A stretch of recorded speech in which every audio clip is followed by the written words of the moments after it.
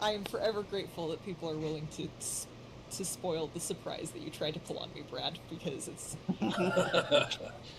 you're only allowed to mess with me in game. Real anxiety just is not allowed. Anywho, hi, we're Naked Roll Rats. We're gonna play some D&D. I am Tam, your guys' DM. Go by she, her. Hi, I am Tony, and I play Artem Petrova, the Shadow Monk, and we both go by he, him. And I am Brad. I play Ball Tarboro, the Vengeance Paladin. We both go by he, him. I'm Finch. I go by she, they. I play Ruby Libertans, the Tabaxi Fathomless Warlock, who goes by he, they, and I am melting in the UK right now, sorry. It's like 85 and he's dying.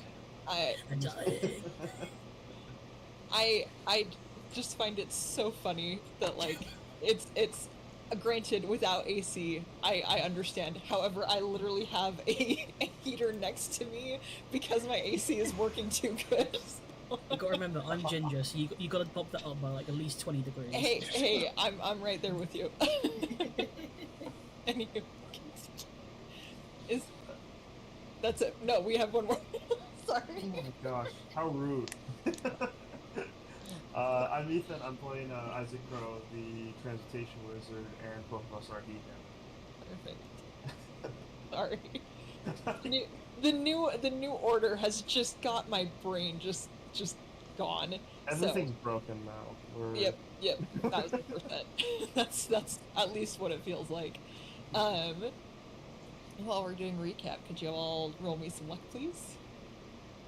Not that you guys need it. You guys have been saving so much of those luck points lately.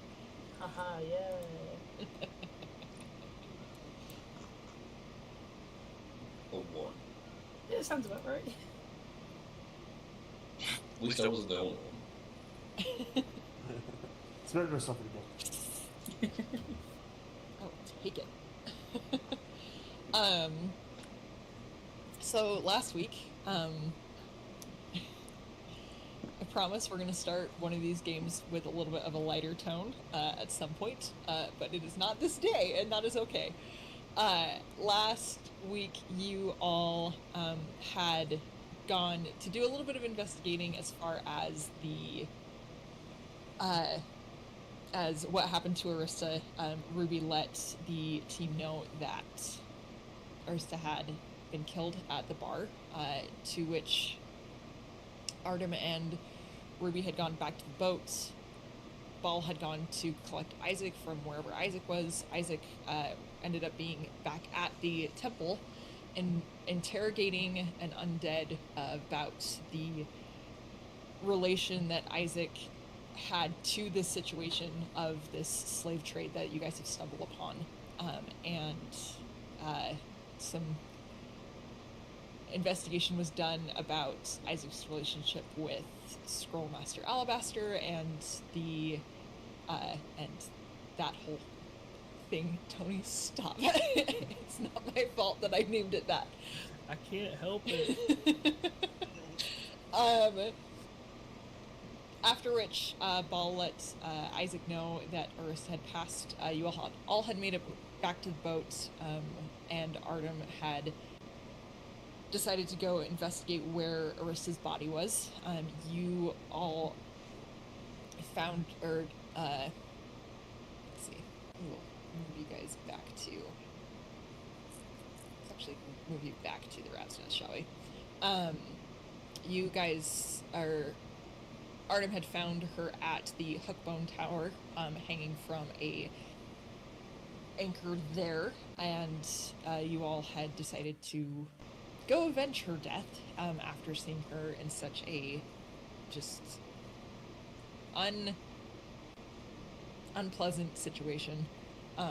And you're able to take her back to the boat, to which you guys went back to the Hollow Coin and just promptly blew it to absolute smithereens. Fireball's a fantastic spell, we learned, and you guys are very good at killing people that are running away from said fireball. No survivors of the Hollow Coin in the attack that you all did, but you made your way back to the Catfish and performed a ritual for Arista, sending her body off into the sea. Damon and Maris had helped you with that, and some really nice words were said, some just feelings were had as Maris sang a parting song to let Arista go. And upon which you all went to your respective rooms. It was late enough in the day that some sleep was probably needed in order to recoup what you guys had all gone through. Isaac had decided to go to his room and to talk with the compass of which had answered a lovely question of, was Isaac a good friend to Arista? And the answer was a very stern no of the compass. And that's actually where we're going to pick up. Isaac, as this compass points south, what do you want to do?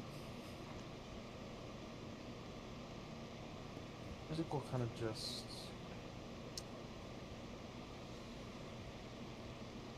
His face probably is just staring at the compass, but kind of almost out of his control, a couple of tears kind of drip from his face.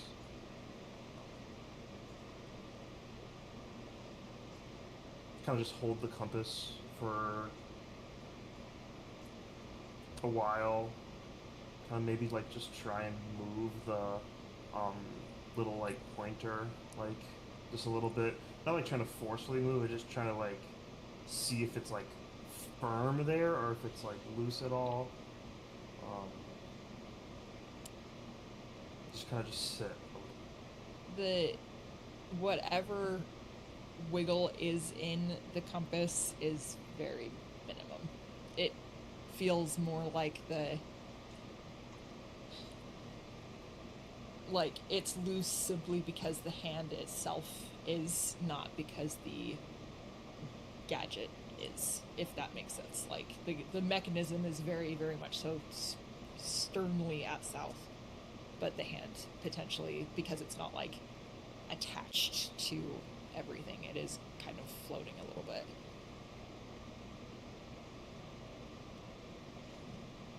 He'll kind of just set the compass down like on his desk and just kind of just take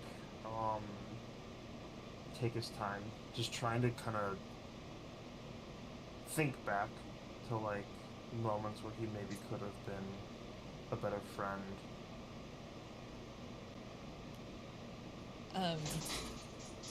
As you're taking this moment and just kind of thinking back on the time that you had spent with Arista and the just thinking back to what maybe caused that answer, you hear just on the side of your bed, "Are we staying here all day, are we?" Take a very deep breath.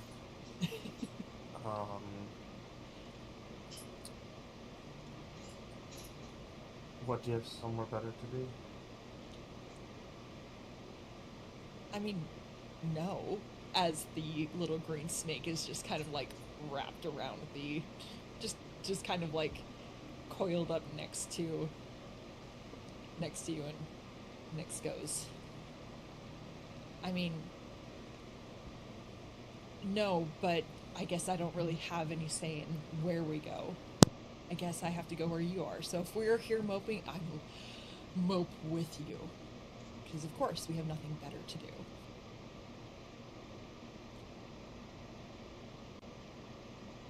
Isaac will kind of extend his hand outward to Nyx, for Nyx to kind of just like, if they want to just kind of like slither up his arm. Okay. Which arm do you extend to Nyx? dominant one, which would be his Jade arm. So Okay.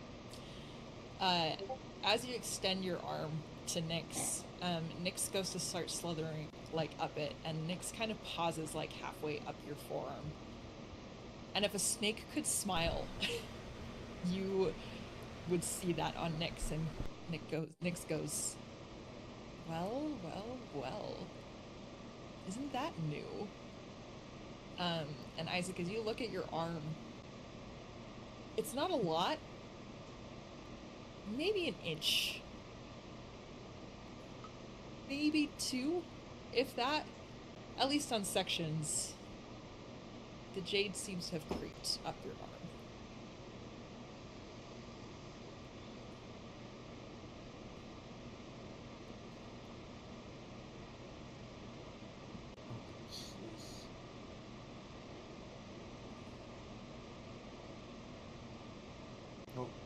We'll kind of like feel at like the spots where it's kind of crept up his arm.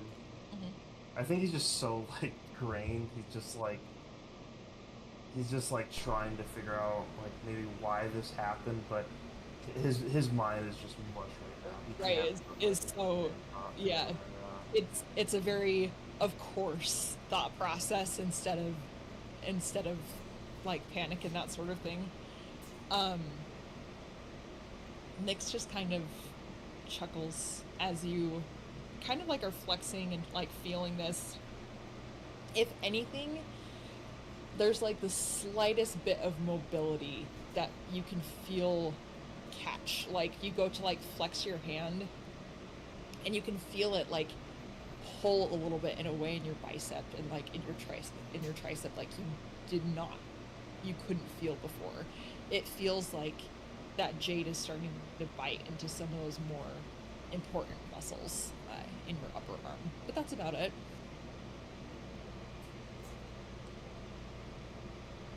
Why this is happening next, or is it just another thing I'm going to have to live with? Nyx kind of loops around and goes, I mean,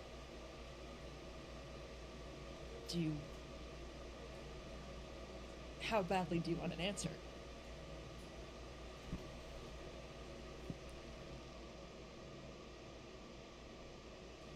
I'm starting to consider maybe searching for answers. It's just making things worse. And Nyx goes, well, you are looking for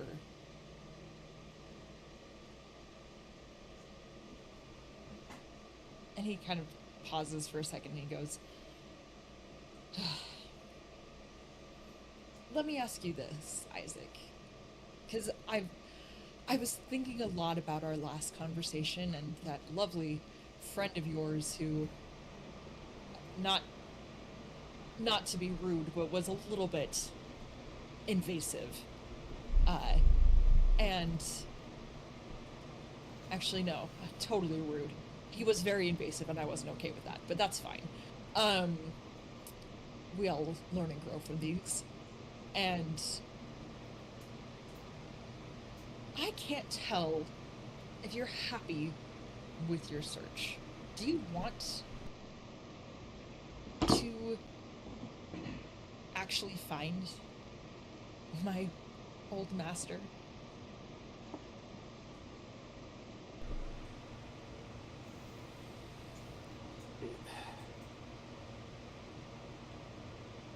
Yes.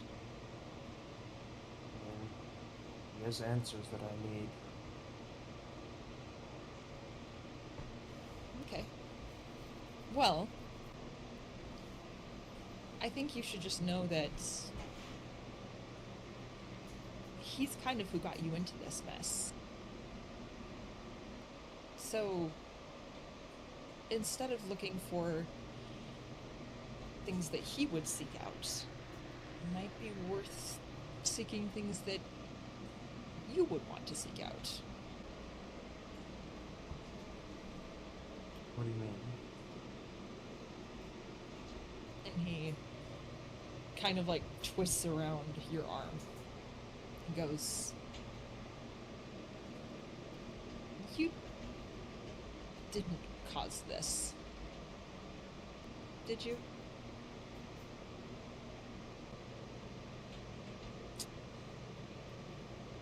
What do you mean by this? Your lovely armament of jade. It's not like you knew what spell you were casting, right? But he would have.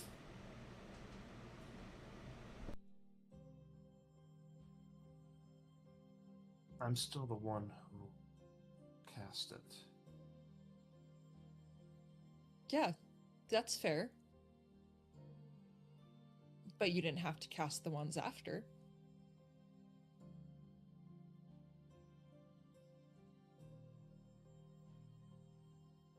What are you getting at next?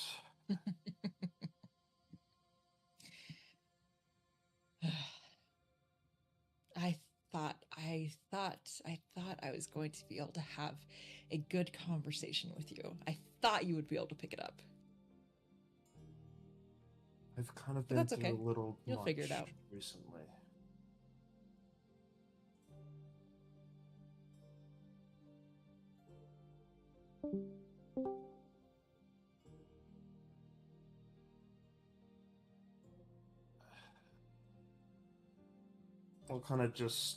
I'll let Nyx kind of like slide off back onto the desk and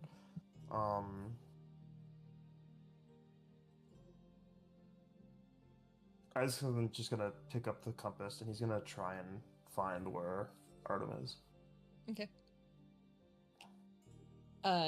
As you like leave Nyx on the bed, you hear a, "Well, if you ever want another thrilling chat, you know where to find me." And he just kind of like poofs as you walk out of the room. I think for probably the first time in many, many years, Isaac's just gonna leave his spellbook in his room instead of bringing it with him. Okay. If that's the case, then, and if you made a point to leave it, Nyx would just slither back into the book instead of dissipating. Yeah. Artem, where are you? He's in his room, laying down. Okay. Isaac will kind of give a fairly soft knock on the door, very half-hearted. It doesn't really work anymore, so it just swings open. Yeah. The door is very busted. And then this is probably the first time you've seen his room since all the stuff happened. So, and he hasn't really done much to clean it up too much. Nope. So, like, you see everything just destroys, burns, acid, all kinds of marks all over the wall, disheveled, like pretty much anything that could be broken is broken in that room. And you just see he's cleared out like a place on the floor and he's laying there straight vampire style with his arms crossed. Is he sleeping or like He's just got his eyes closed, and then when you walk in, he just does the Undertaker and sits up. I thought I was messy. Well, sorry, the maid comes on Tuesdays, so she hasn't been here in a while. I was just gonna kind of step in and probably try and find a seat on like the bed or like any sort of furniture that's still intact or somewhere just somewhat comfortable to sit. Well, this is an unexpected surprise. How can I help you? He'll take the compass kind of out of his cloak and just kind of set it on probably like the very crooked table. Right. Just almost, it does the thing where you think it's going to slide, but just stops.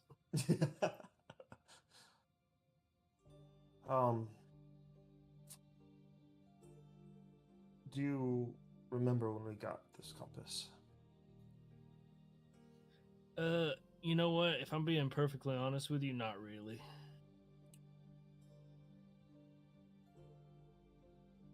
Well, we got it shortly after our first little excursion together. If you recall, it can answer questions. And from my, although limited use with it, it seemingly is accurate to the best of its ability.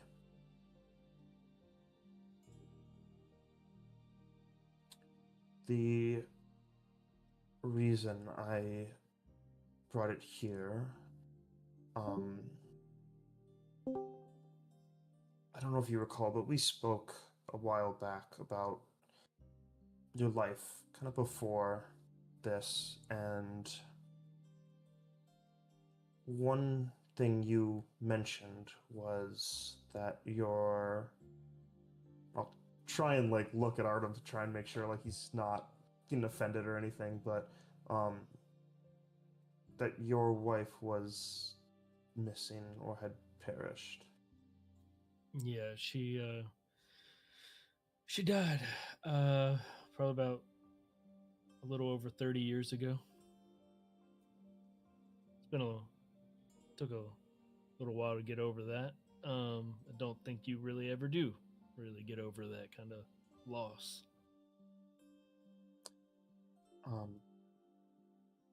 And I'm sorry for maybe sticking my finger in an old wound, but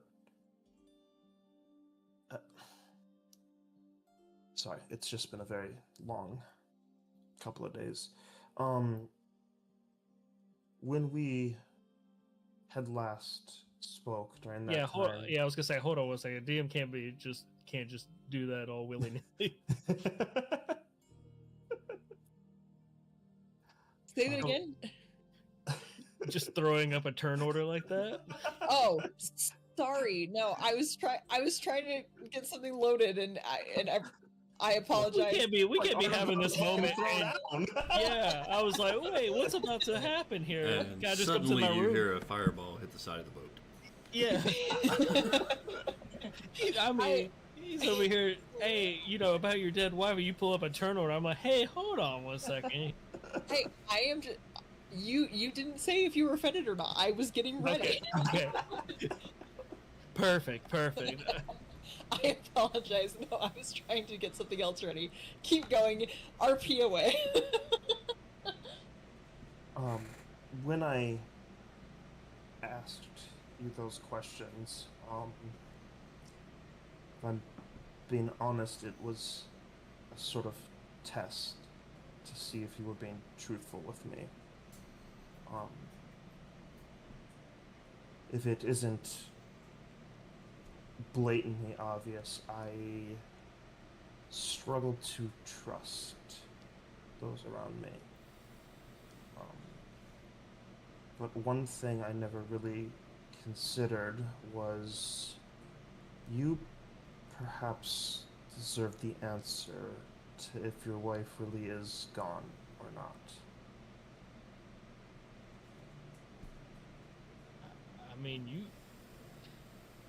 I give you permission to ask. Have you asked that? Just shakes his head no. I thought it would perhaps help a little bit in maybe just building some trust. But I think it is unfair that I might have the answer to that question and has not really given you the opportunity to find out that answer for yourself. And he's gonna kind of move the compass towards you a little bit.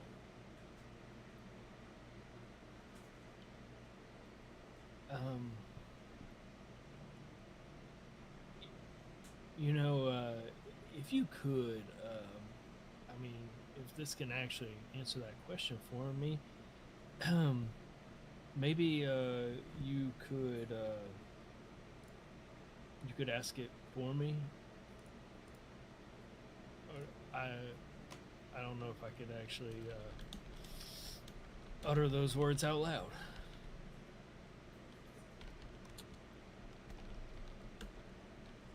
Or I can, but are you sure you want me to ask? I don't want to push you into anything you're not comfortable with, but I thought it may give some closure. Yeah. I guess I don't know exactly which way I want this to go. I don't know if in my head, it's been over 30 years. I figured she's attacked, she's dead. She's still alive, and I haven't been out there looking for her harder to this day. Like, I mean, we went and looked for her. I mean, eventually my men told me to give up after 8-9 months. But yeah. Go ahead, ask. If you don't mind me asking, what was your wife's name? Are you gonna make me pull up my notes?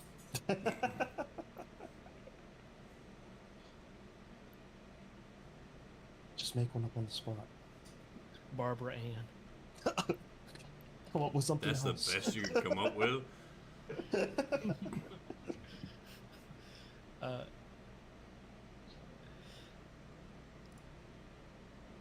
was gonna say she had a name.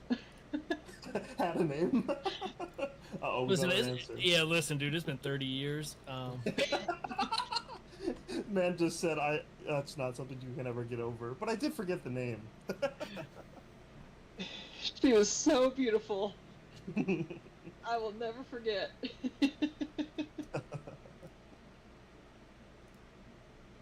Hang on.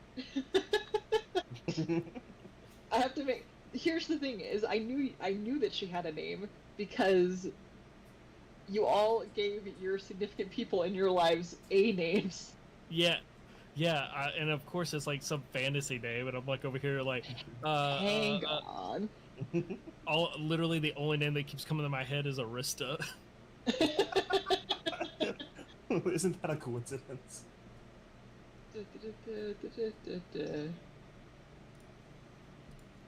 Oh, great. Magical Control F button.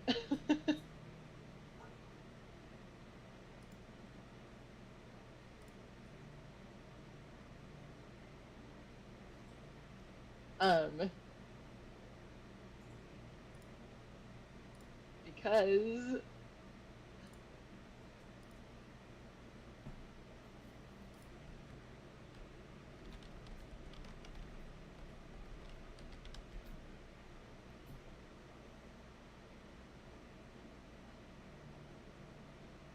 I'm finding every other Oh, wait. I found it. I was about to be like, I'm finding every other NPC Dude, that you have ever given me. I was over here just like going through my whole notebook, realizing that this is the wrong notebook. No, you're good. I'm finding one-shot NPCs. I'm finding previous game NPCs. Nope. Arena is the name that you were looking for. Wow, the name that I will never forget. Arena.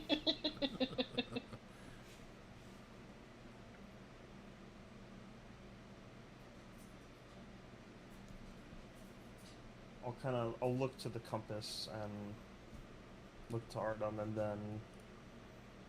And I'll get like, do you just need a name? Is it like you need like a visual? Like what do you? I think a name will be enough. Mm-hmm. I mean, you can try. I don't know. Is Arena alive?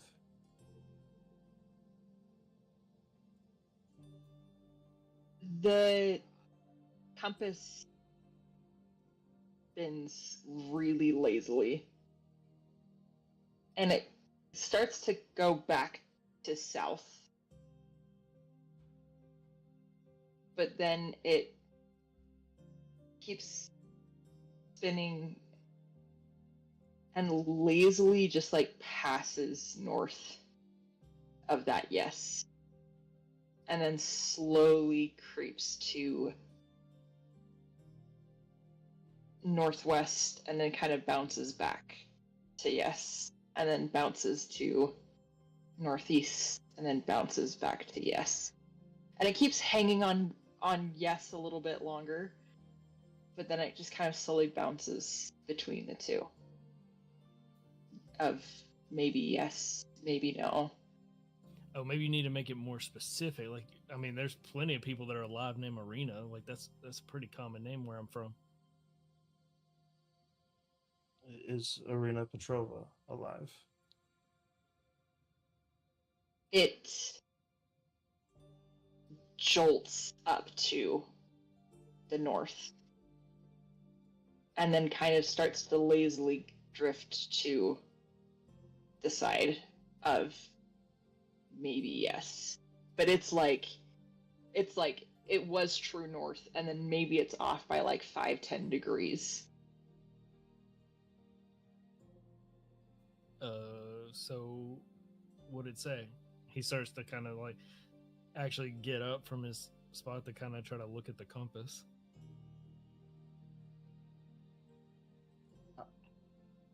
I think it's saying yes.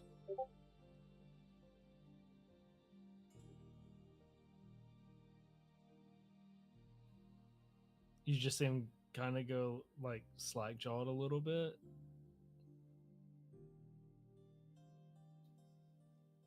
You see him, oh,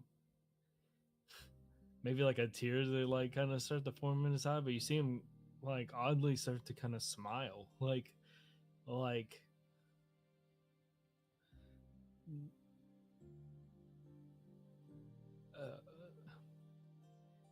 I mean,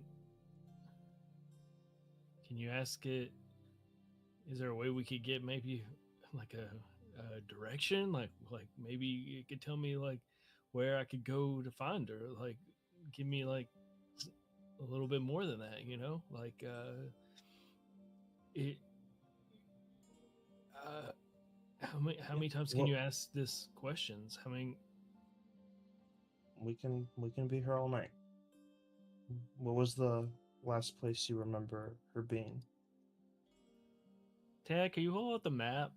That is what I'm doing right now.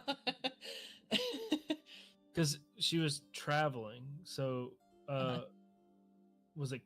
I think it was. She was on her way to Coleman. I think from Cephia. So, last time you saw her was Cephia. She was headed to Coleman. Was the last time that you had discussed with her. Yeah, and she was ambushed along the trail.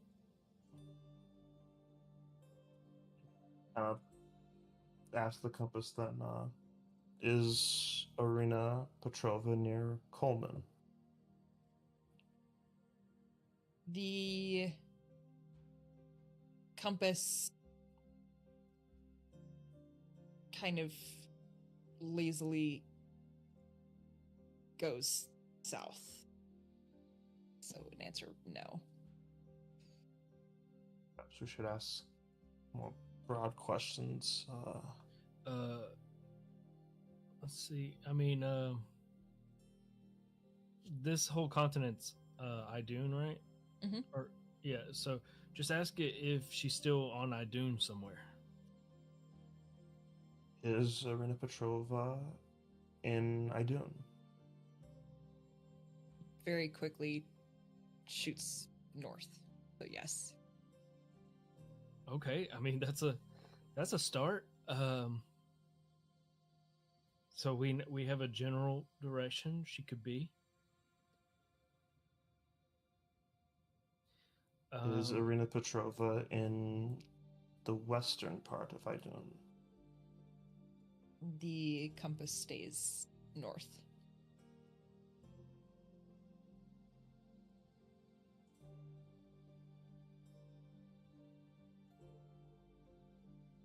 You have any other idea where she could be?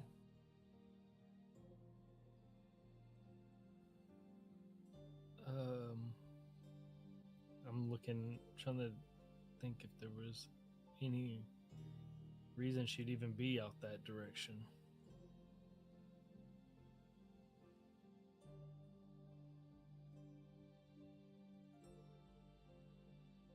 If you want to roll a history check, you can.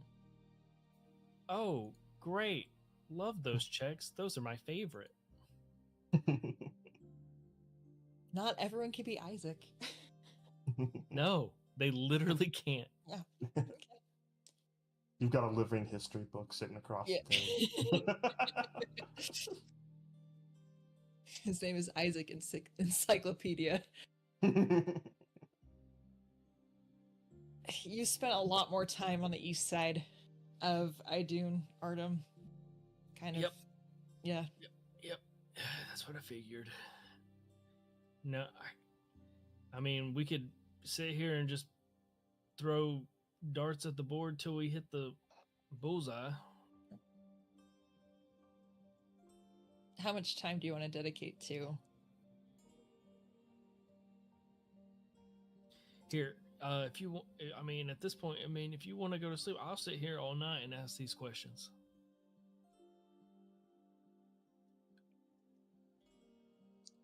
Yeah. Yeah. And I'll kind of push the compass over to your side, and he'll stand up and kind of, as he's kind of walking out, just kind of awkwardly, just pat Artem on the back and just say, if you need me, I guess, feel free to grab me. He'll look at you and go, seriously, and like literally, like he's still smiling, excited. Definitely tears are going out of his eyes. He's like, this might be no might be. This is the greatest gift anyone's ever given me. So thank you.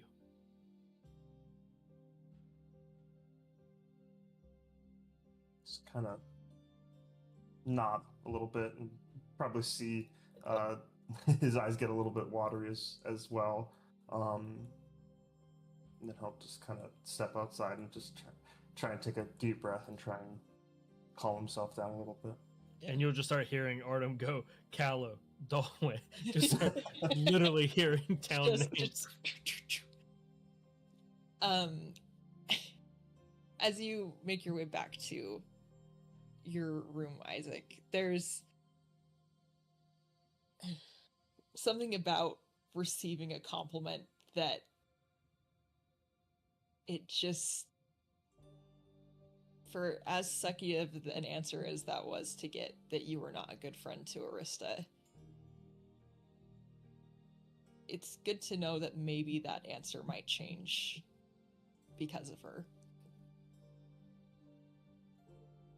And Artem, as you ask town after town after town, Callow, Dalwyn, Stonemere, Grandiger, Eplin, Rutenborough, Okapi, Chimefield, Yeadon, there is a name that compass flies to the north. And that is when you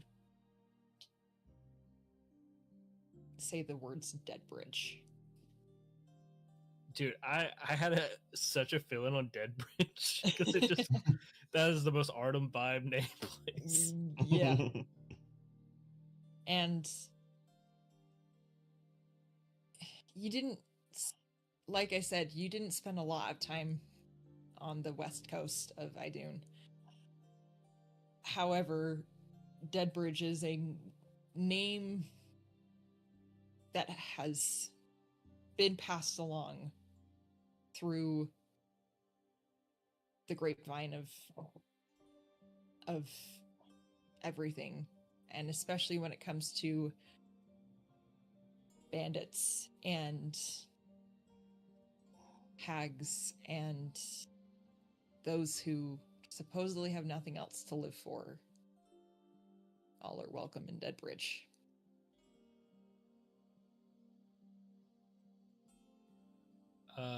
I'll look at the compass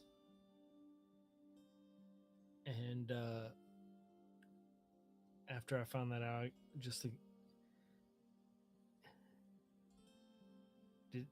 did someone take her?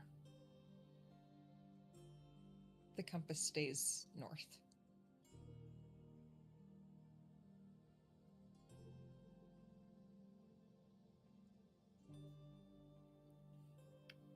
Okay. Okay. Well, he'll take the compass and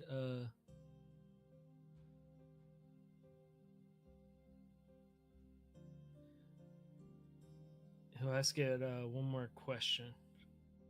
Mhm.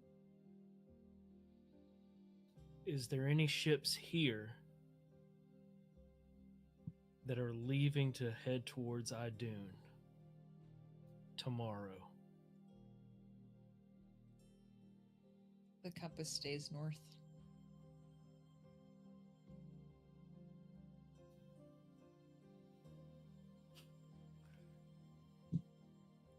Okay then. Okay.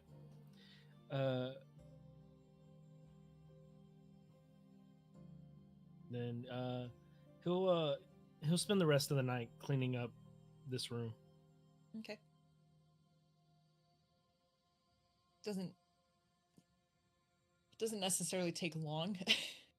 It more so the thing that takes the longest point is just either collecting all the broken stuff into one pile or like actively taking it to a drop site off the boat.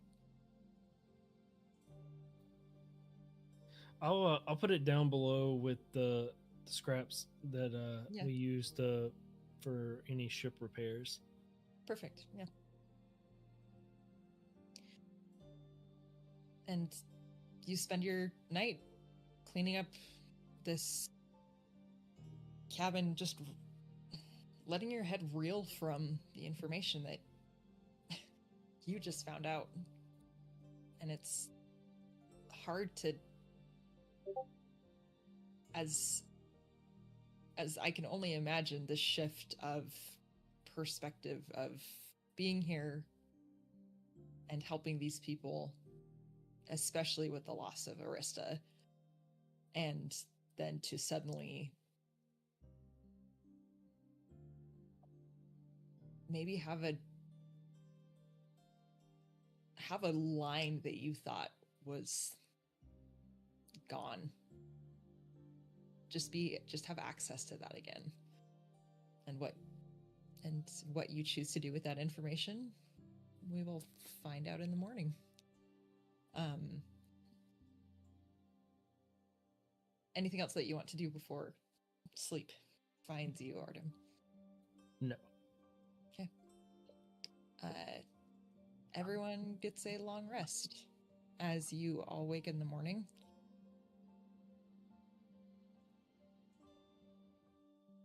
It is a eerily muggy day here on the Lindward Isle. And there's a mist and a fog that is kind of just sitting on top of the ocean. And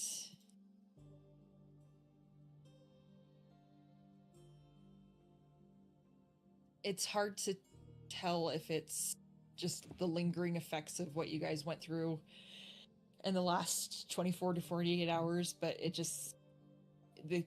as you guys start to kind of like mingle with the crew and everything for the day, everyone's kind of feeling it too. Something just kind of feels a little bit down on the boat.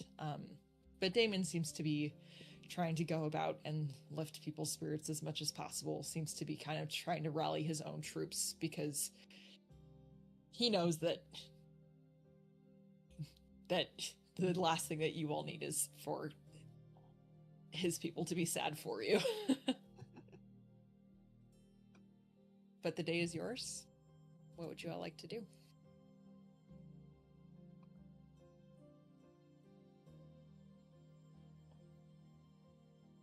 Are we ported, or are we kind of just sitting out in the middle of the water still? Currently, you guys, your boat stayed ported. You guys took like 2 dinghies out to That's right.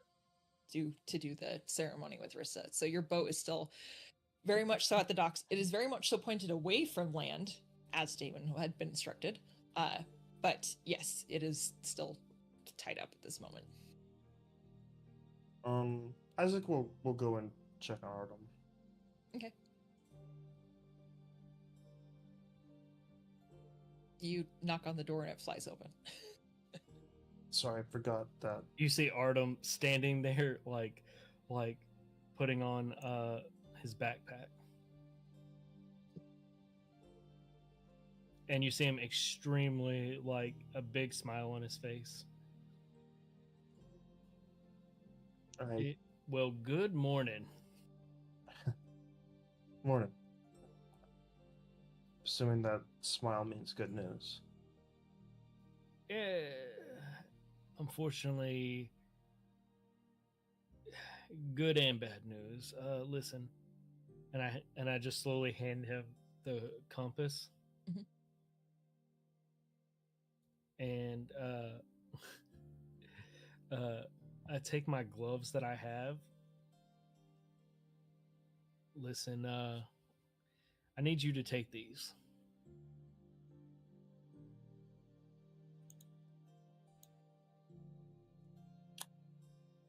They'll kind of. He'll push the gloves kind of back towards Autumn, probably a little bit, like, almost aggressively, like, listen, trouble's gonna follow you. I know we haven't known each other for that long, but let's be honest, you're gonna need these. Yeah, you're probably right. Listen, I think you, at this point, you're one of the smarter people I've ever met, so I think you know where my head's at. Listen, she's in Deadbridge. And going another day knowing she's out there and I ain't heading that way would really feel like my heart's being ripped out of my chest. I got a location thanks to you. But here's the thing is, I'll find her. I'll get her back home, get her back to her daughter, and when I get everything settled there, I'm heading back to you guys.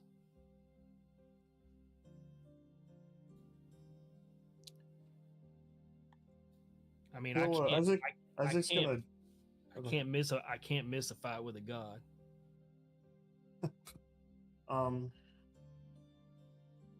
Well, he's gonna. You can tell there's a little bit of hesitation, but he's gonna hand you the compass as well. Whoa! Listen, man. I got the information I need. Use this. Help the others with it. This thing is a blessing. There might be other questions that everybody else might have.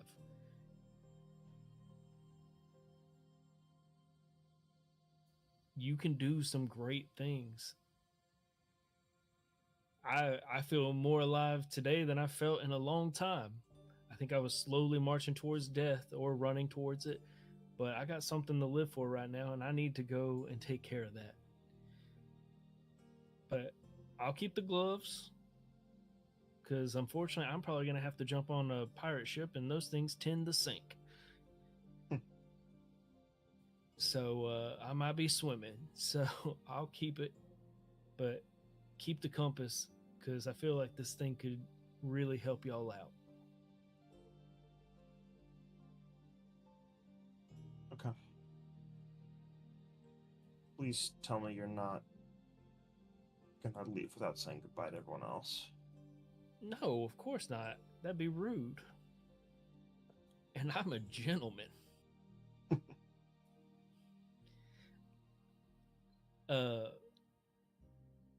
But while I'm gone, you know what that means, right?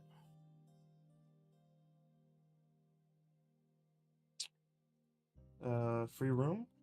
No, it means you gotta keep these knuckleheads out of danger. I don't know how realistic that is. Hey, listen.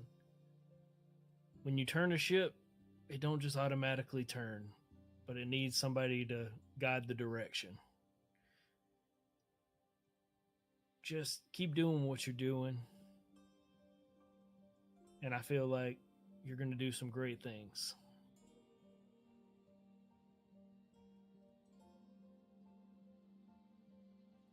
That means quite a bit, Artem.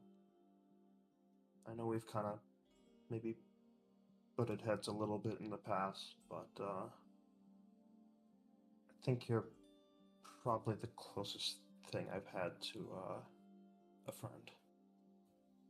Listen, I butt heads with you because I see a lot of potential in you, and I don't want you wasting it. So, right now, you ain't wasting it. So, keep doing what you're doing. And I'm probably about to get an earful from everybody else, so we don't need to make this too long. Well, Chase, it's kind of hitting me.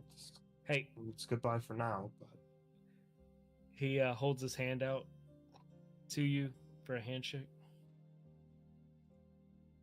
he'll kind of take it, try and make sure not to like squeeze too hard with his J arm.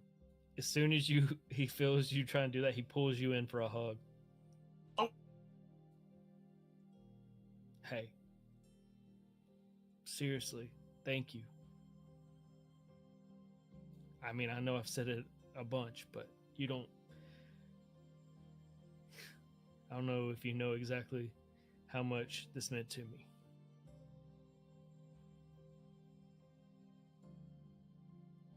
Yeah. Best of luck, Artem. I He hope just this gives you isn't the last time we see each other.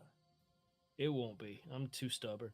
He just gives you a big smile, and he just says, and so are you. So I'll see you again. And he'll start heading up top deck, trying to find the rest of the group. Okay. The other two are not terribly difficult to find. One, because Ball's ginormous and is very... Where is that Goliath? I can't see him nowhere. And probably... I'd say Ruby's actually been like offering to help around the ship, Yeah. like with a very enthusiastic smile for a change. Yeah.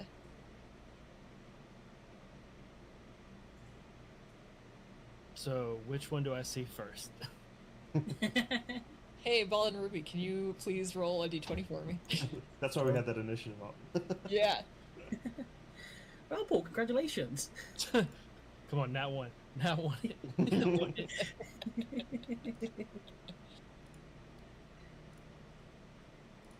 I found it. Makes sense. I found the tall one first. Yes. Makes sense. Technically, I have 12 luck points. No. Really? Use them. Literally What's rolled your 4 dexterity times. modifier? Yeah, so I'll see Ball. I might actually try to wave down Ruby as well, just to kind of pull them together. But yeah, you'll see Artem walking towards you with his like full like backpack, his like sleeping bag and everything all tucked away and on his back, and he's just like smiling, way more happy than he usually. Like, I mean, he's a fairly happy guy, but he seems very happy, especially for how depressing the past day or two's been.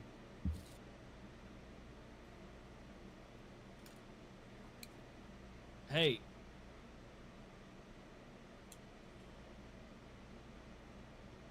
Ruby will give like a simple just like tilt of his head. hey, just real quick, I kind of need to talk to y'all. Ruby kind of like analyzes you for a second with a half easy smile that doesn't quite meet his eyes, and will respond in a voice you haven't heard in a long time. Well, of course, my friend. What is the matter? Well, last night Isaac came to my room, and he's told me I gotta go. He's kicked me off the ship, said I'm not part of the crew no more. Oh, And that I'm- is rather troublesome, if that is what he declares. and he starts laughing with you. Oh, ha ha ha ha ha ha. Yes, humorous. A joke. Oh, I love jokes.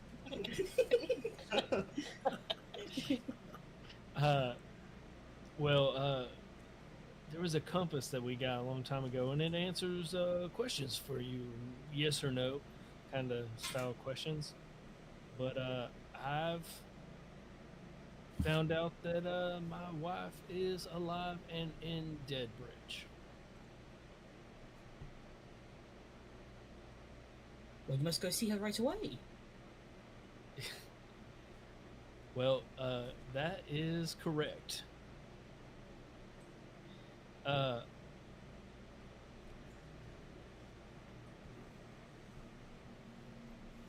Listen, this is a absolutely terrible time to do this, but I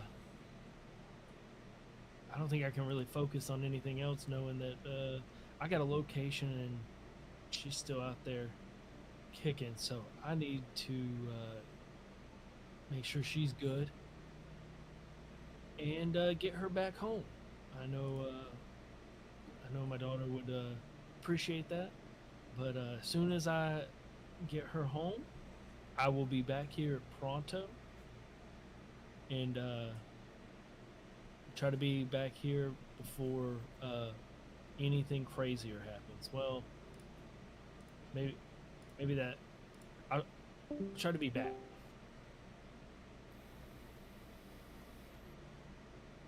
Why, of course. You know best.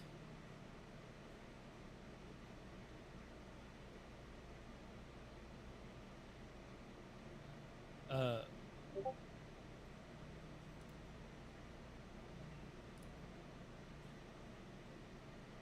hey,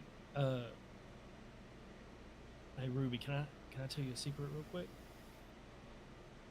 I'll do my utmost to keep that secret for you. He leans in for you to come closer, Ruby will do so. and he headbutts you. Oh, so did I do something wrong? Hey, listen. I know right now your head is in a completely terrible place. And I take that hat off your head and I like pat it like and just pat any kind of dirt, debris off of it and put it back on your head. Listen, I need you to be the Ruby I know. Father said, Now, hey, I don't know what's going on right now, but I need you to be Captain Ruby, and I need you to be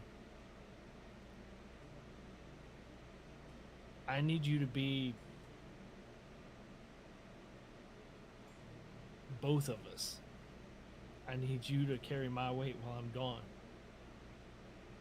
that like smile that doesn't meet his eyes kind of cracks a bit,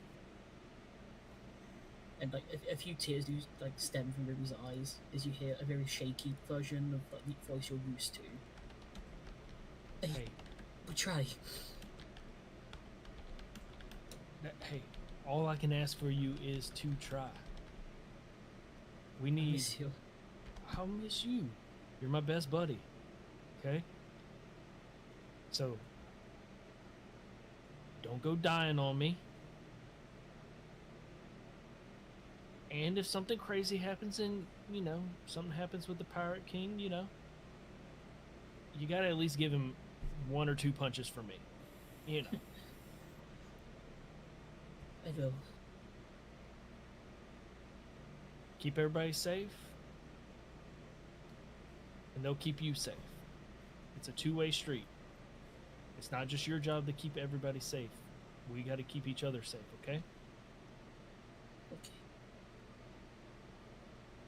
And then he'll do the same thing. He'll just see you and just grab you and give you a hug and be like, hey, what happened wasn't your fault. And I know you're going to argue with me and you might fight with it.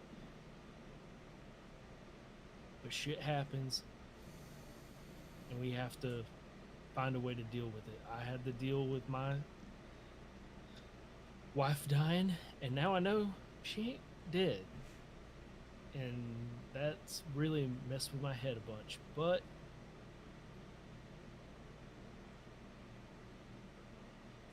the day's gonna go, and the next day's gonna go, and it's gonna keep going. So you gotta find a way to deal with whatever's going on. If you gotta cry, if you gotta scream, if you gotta, do what you gotta do. But you gotta be Ruby. You can't just go into autopilot. Can't just tune it out. You gotta feel that pain.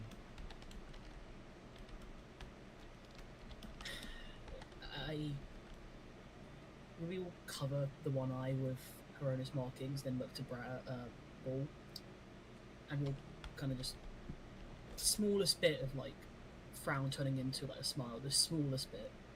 It will let out just a quivering little. I'm not alone. I know. Thank you. I may not be okay right now, but I will be. Yeah, you will be, and it definitely won't be today. It might not be tomorrow. It might not be the next day. But you will feel better.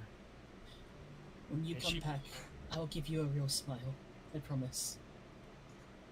And I'll give you a real smile right back, because you'll know if I'm back, that means my wife's safe. I really hope so.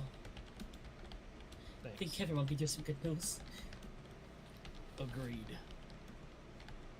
And he'll look over at Ball.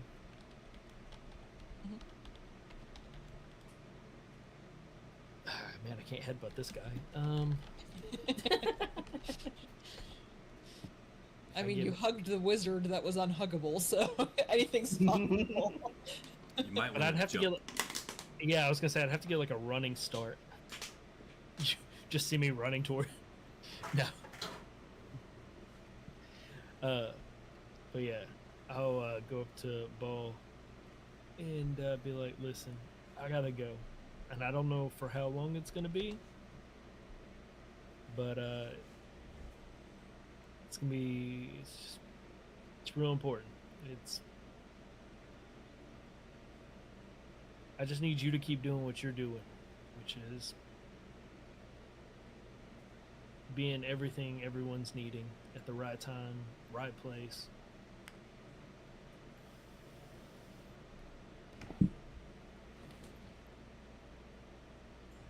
Where are you going?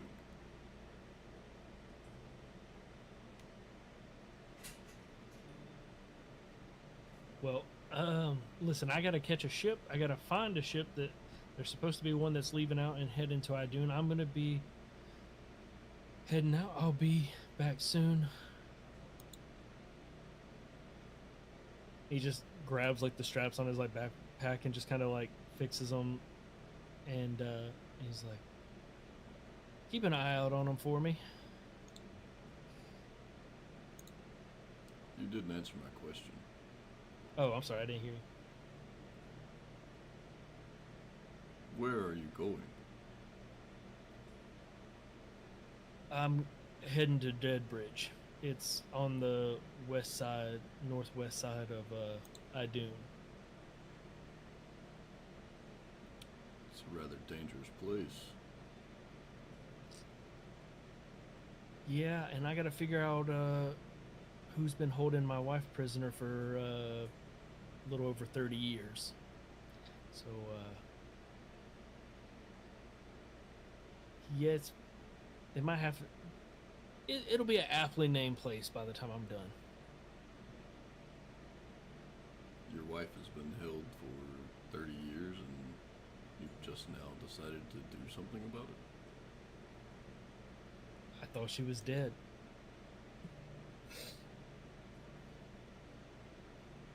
How do you know she's alive? Oh, Isaac gave me. He has a compass that you can divine questions. I guess it answers yes or no.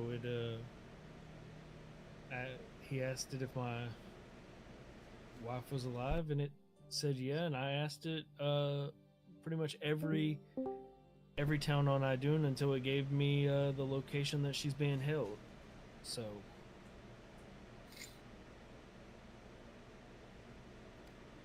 A compass. Answered a few Yep. questions. Yep.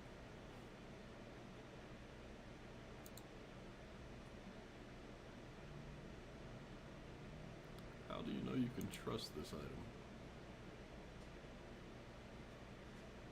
I don't know if I can, but knowing that she might still be there and have a location for where she's at, I don't think I could go another day without checking.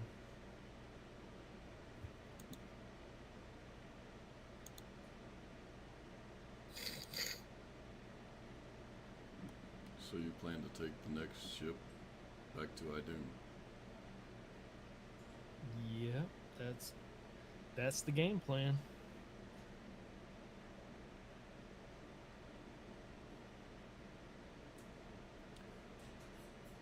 Well, I hope you find her.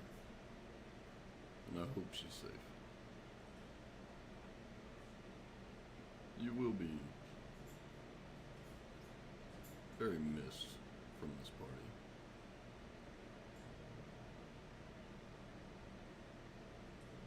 And I'll miss all of y'all.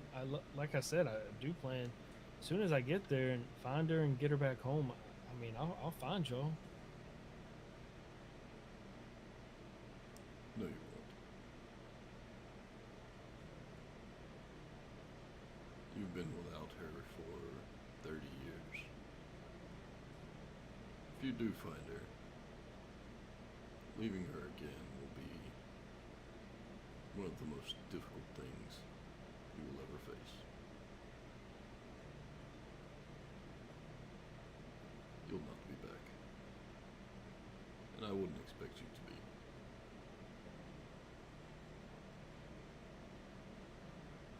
Well, you know what?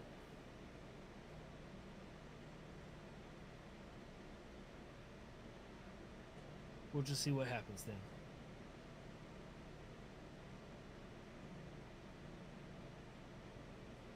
You plan to go to Deadbridge alone?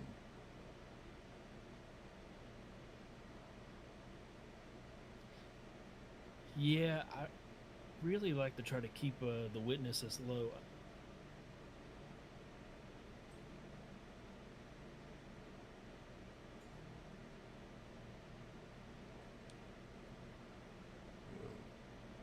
Well, He just gives you like like a just a little smile.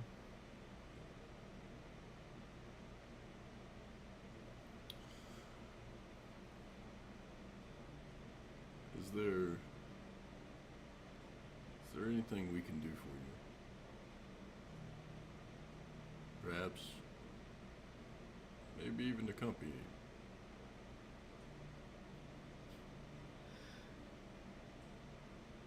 Listen, y'all are on the path to save the world. That's a huge thing. And I said before, if everybody's head's not in the game, then they need to get off this ship. Fortunately, at the moment, I'm on that side of the fence.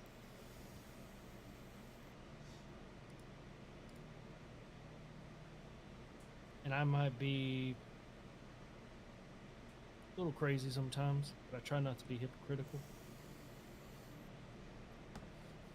So I'm gonna take care of this, and we'll see. We'll see what happens from there. But no, this is something I kind of want to do on my own. I couldn't find her when she went missing. I'll find her this time.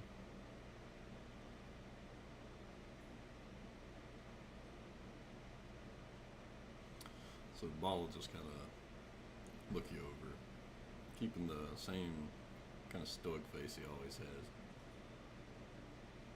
After a couple of minutes, you'll see him reach up and pull a necklace that nobody's ever really seen before. It's hidden behind his armor. He'll pull it off, and he'll reach over to you and just place it around your neck. And he'll tell you, I've kept this symbol with me for several years now. This is a symbol of a daughter. He is the god that I follow, the god of strength. Where you're going, you will need a lot of it.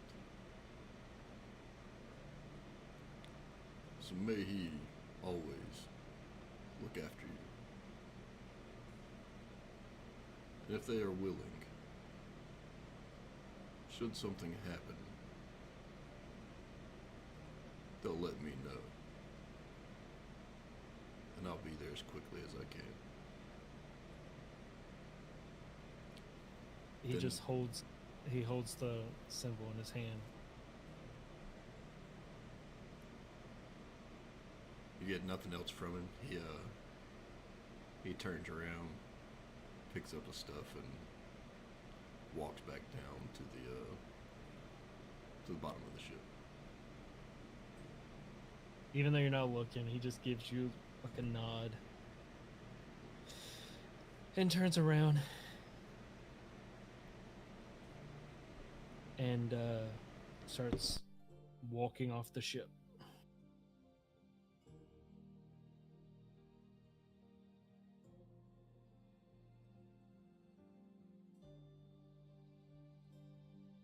As you all see Artem walk off into the distance,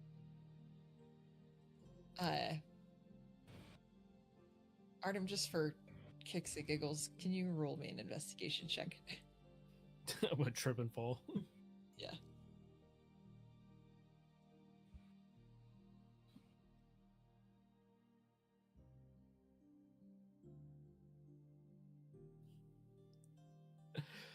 You know what? Because it's his last one, I'm gonna use all 5 of my luck points to be a Yay. 17. Oh yeah.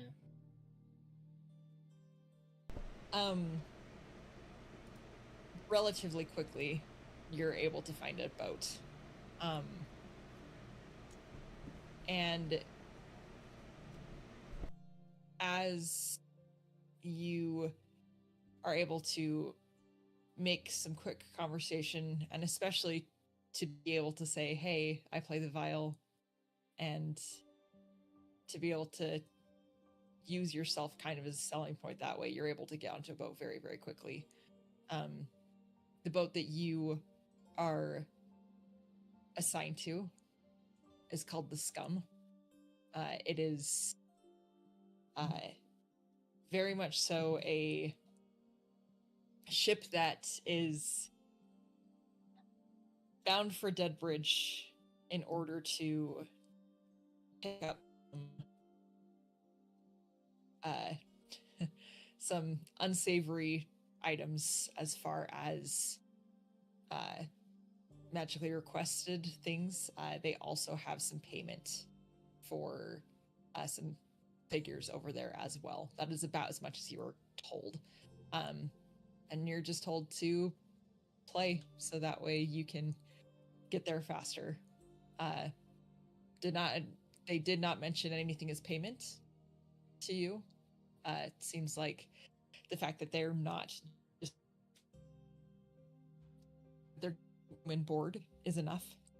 And as you set sail on the Scum, the weather still stays pretty gross. At least this haze that's all around. And the captain comes over and says, "Well, pretty boy, show us what you got."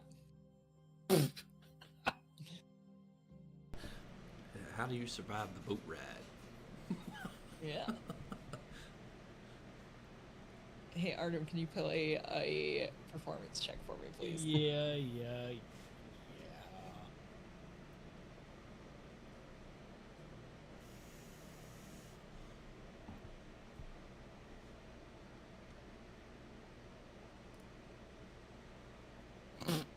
Every time. I'm impressed.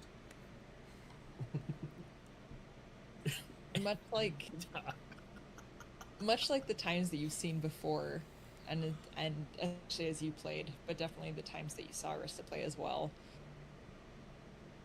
the fog just kind of starts to peel in front of you. And the captain of the Scum goes, not bad. Keep it up and we might just let you actually get to Deadbridge. And he turns off and he goes below deck. As he does, yeah. As he turns around and go down, you just see it just do the like camera pan to Artem. And he's like, "Aye, aye, Captain," and his fangs come out. I was gonna say when Ball handed you that holy symbol, it burned her hand just like the tiniest bit. Not enough to like actually cause damage, but there may or may not just be like a little teeny tiny symbol just like in the palm of your hand right now. For sure. And yeah, and Artem Petrov sails off into the distance to seek a way back to Deadbridge. Isaac, Ball, and Ruby, what would you like to do with this day? Ruby is going to try and find Isaac. Okay. Right.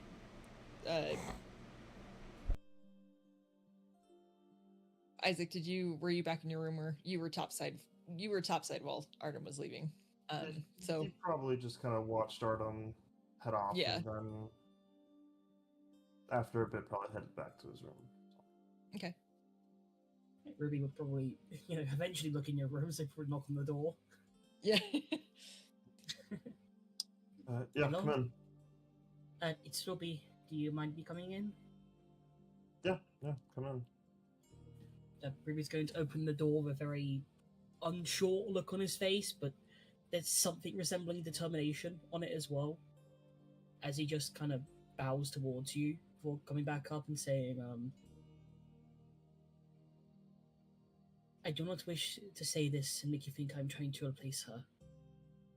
But in honor of Arista, she wanted your goal to be realized. I do not know what it is, but I trusted Arista. And so, I want to help you as well. I owe it to her.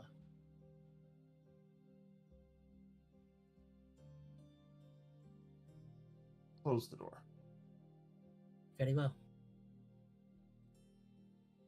Ruby's going to close the door and expect a knife in the back. Do you have any tattoos? Thankfully, only the eyeball tattoo. Okay. Isaac does not. Sorry, continue.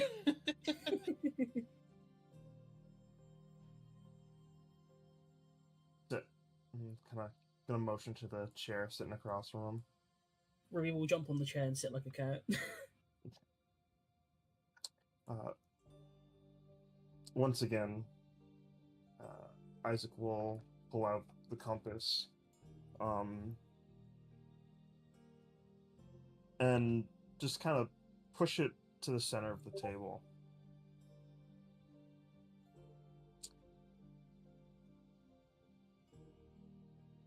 We're going to figure something out together. All right.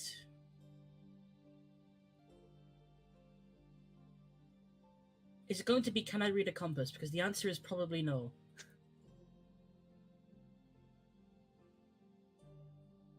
He's gonna smile, but you can definitely tell it's definitely not like a real smile. Yeah.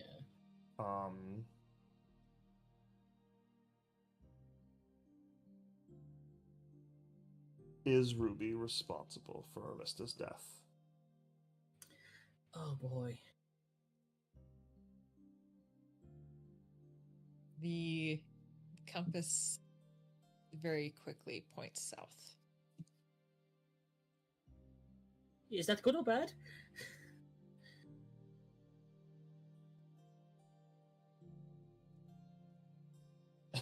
It's just we're good. Oh, okay. Okay. I didn't know if it was based off my vibe because I still blame myself, but like, okay, good, good.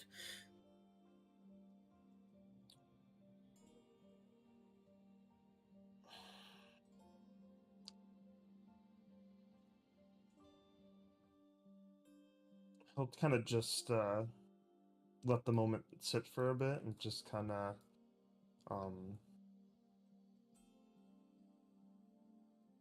just kind of breathe. just needs some fucking time to just kind of collect himself a little bit. Ruby will just let you sit there, kind of just like swishing his tail, just idly. Are you exhausted? Yes, but I don't exactly have time to rest. I'm exhausted. We can take a day. I don't think this place is going anywhere. Well, after last night, I'm wondering if we're even going to be welcome back in town. To be honest, I half expected to wake up to our ship being lit ablaze. You and me both. Honestly, I was expecting at least something from her owner, but nothing.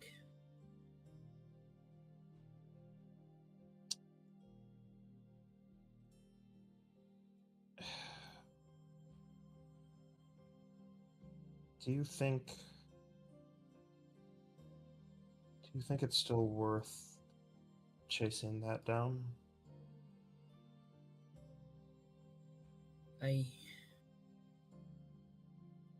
I'm of two minds.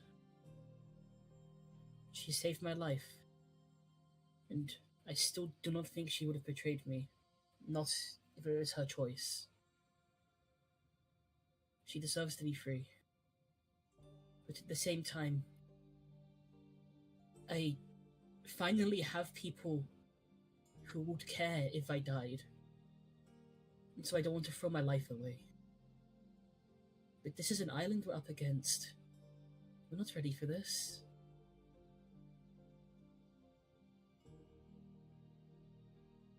I don't want to give up.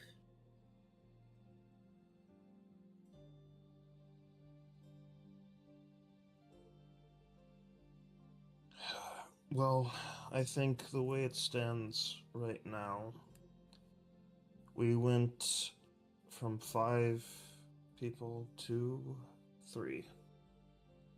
Hmm. Numbers are certainly not in our favor right now. I mean, okay, let's think logically. This place, even, let's say, 99% of the population is in favor of this pirate king. There's still 1% that aren't. There must be some kind of resistance we aren't seeing. Maybe we should look there.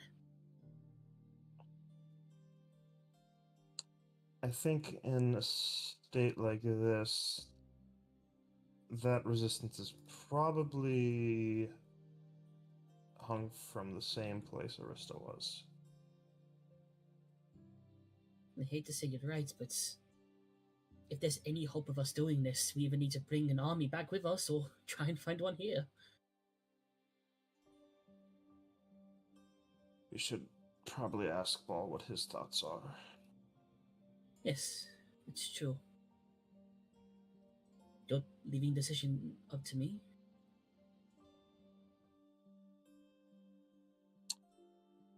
I don't think we should leave decisions up to either of us, to be honest. Yeah, you're right.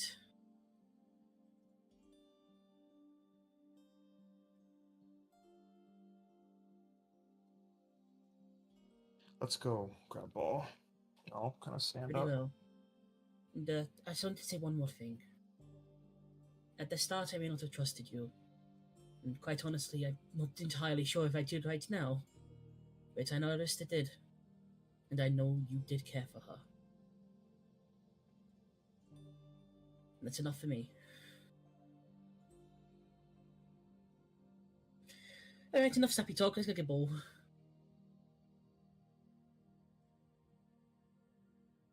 Go and try and find him. Okay. Not hard to do. Anyone seen that Goliath lately? Damon is on top and goes, oh, he went into town. I think at least he went off the boat. Oh, fantastic. Shit. Any idea which direction? He just points like down and in. We should probably go in disguise, right?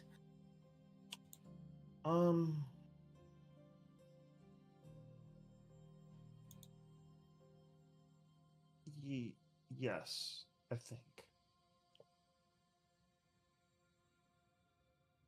I was just gonna kind of like just cover his jade arm, and then I think I might need more. I'll see what I can do.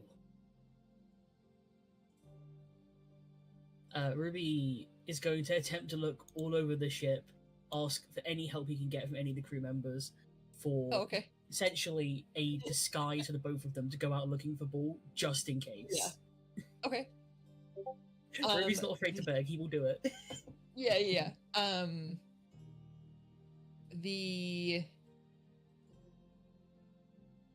Let's see. Let me grab her name. But while you are on the boat, you are able to there is a crew member that at least has a disguise self. They also have access to a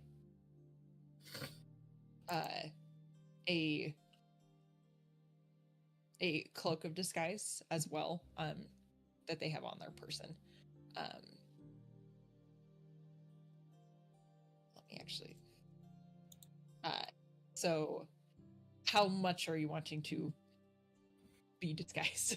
I think for Isaac, it's probably better to not have any of that jade arm showing, so probably cloak of disguise for him. Ruby could probably make do with whatever's left. Okay. Yeah, so Alara, the tiefling healer that you guys had talked with a couple times, she is able to casts a disguise self, or she's able to cast a disguise spell on one of you, and one of the deckhands probably has the cloak of a disguise, probably someone like Tarkin, and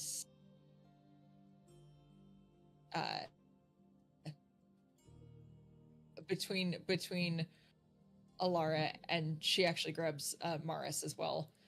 The two of them try to help to get the two of you disguised enough to be able to at least make your way around. So like they may not be able to like fully deck you out, Isaac, but they're at least able to like wrap your hand so it looks more like just a massive glove. And they paint your arm red. Yeah. Paint your arm red, puts a few like details in it. Suddenly your scales, you're dragonborn. Yeah, very very dragonborn-esque. And Maris actually like uses like the tips of her fingers to like burn like some pieces of charcoal and like kind of like smudges out like your eyes to make you look like even more tired and like and that sort of thing. Ruby, probably their bigger concern is you, just because you is cat. Yeah, kind of hard to hide the cat thing. Ruby has good perception, so I'm not too worried. Right. Okay, yeah. Between like they're like the okay, so they have disguise self, which would not be helpful to you because it's for them, but they do have access to disguise, like a disguise kit. Just because they have lived on the seas, they get that sometimes you need to be a little nefarious and protective. And then a cloak of disguise as well. And for the cloak, that lets you cast the disguise self. So probably we'll give the cloak to you, Ruby. However you would like to deck yourself out, and they'll use the disguise to get for you, Isaac. Ruby's gonna make himself look like just like kind of like a young blonde like white boy, and he's gonna use his posh voice, so it literally sounds like he's being escorted by a bodyguard. Okay, nice. Yeah. Okay. And the two of you are just heading into town to look for Ball. Okay, sweet. Right, cover story. Oh, my name is Arthur. I'm looking for a sword in a stone around here somewhere.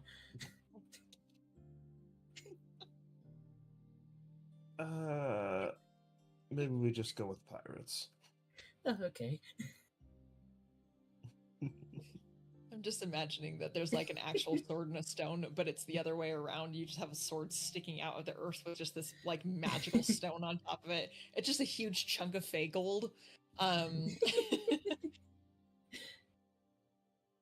Anywho, perfect. So while the two of you are getting disguised and decked out, Ball, you stepped off the ship. Where would you like to go? Just make my way through the mall, kind of just looking around, and then eventually towards the tower itself, the Hookbone Tower. Okay. As you're cutting through the maw, there is a whole bunch of commotion like going on. It is very busy in the maw today compared to especially what you guys had seen previously. There are like cabin boy aged kids like running throughout the maw, and just slapping posters everywhere. You see that these posters say fight moved to the maw, and that's all that they say is just, and they're slapping them on everywhere, everything, and like actually as you're like walking through, one or two of those kids like try to like put one on your shield and like one on your leg and like as stuff as you're walking through. And can I grab one of those kids? Yeah, for sure. Probably, I'm guessing the one that tried to put it on your shield. Yeah, for sure. Yeah, for sure. Time to die. I just want to ask him where. You do not. Please. I want to ask him where Ed is. Where Ed is? The kid, you hold this kid and goes, Ed's dead. Hi. You're real big, sir. Sorry. So who's putting on the fight then? Those people who who had money in it. The one guy, Ed, the dwarf, I think. He's about the same size as me. The champion must live on, is what they told me to say. So, yeah, hi. You don't know where they are. They, some of them, met up at the salt vault, and then they sent us over here. We were just there to pick up jobs, and so that's what we're here for. Yeah, I'll let him go and start heading towards the salt vault. His knees instantly buckle, like he just collapses on the ground for a second, and does not seem to have be able to stand up to scuttle away for a minute. Okay, so you head from the moat to the salt vault. Yeah. As you pass around the corner over by the Hookbone Tower, in daylight, you're able to see this much better than you did last night. There is a small section that you could see that blew out while Ruby had cast their spell last night. But overall, this looks like a Dead Men Tell No Tales tower. You see a variety of ranges of bodies that are either completely gone and just bones hanging from the hooks. You see around the ground, even there are bones that have just been stepped on and crushed and are as good as the powder of the dirt beneath your feet across this tower as you continue to make your way over to the salt vault.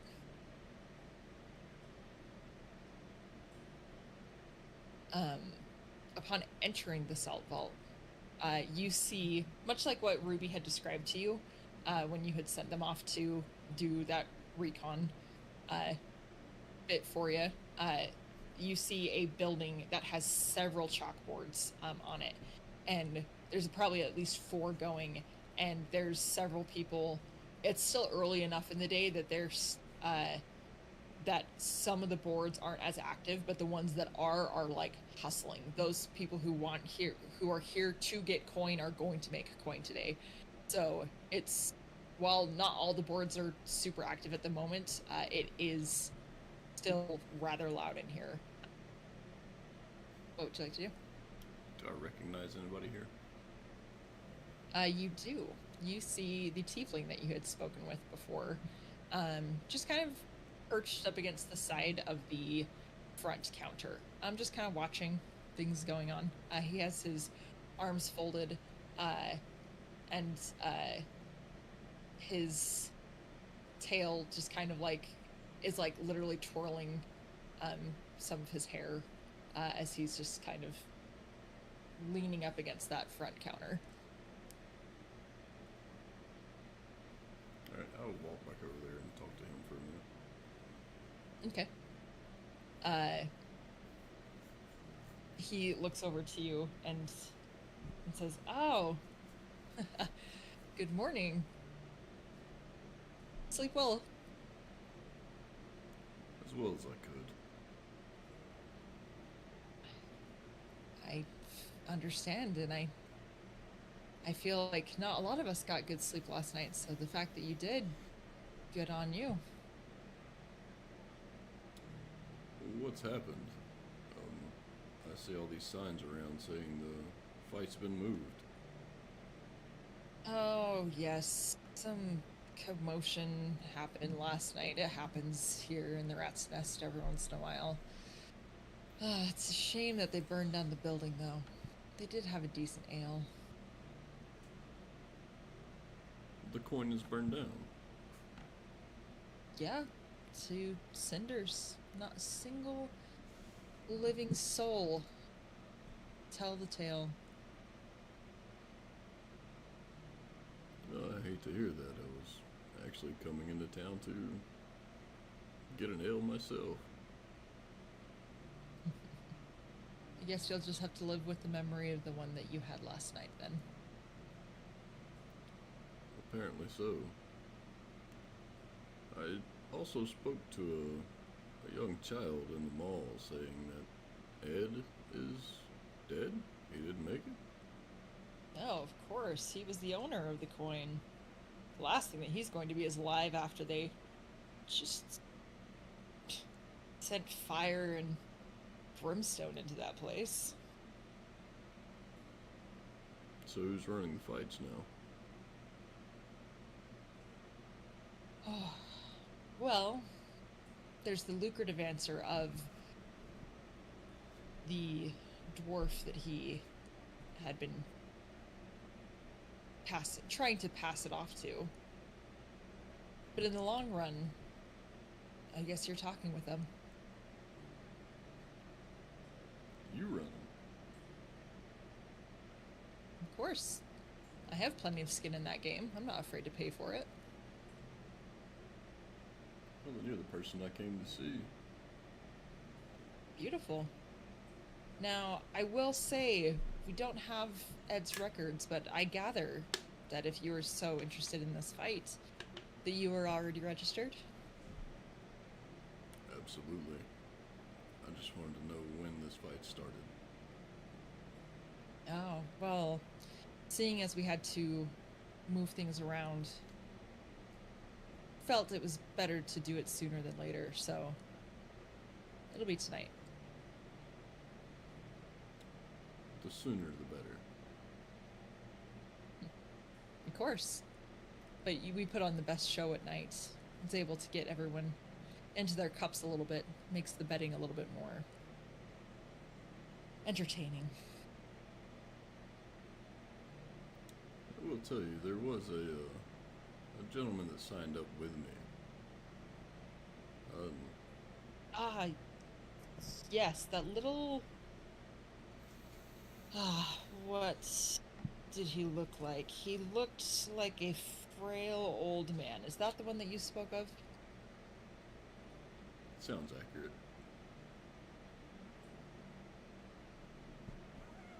And what of him? He left this morning.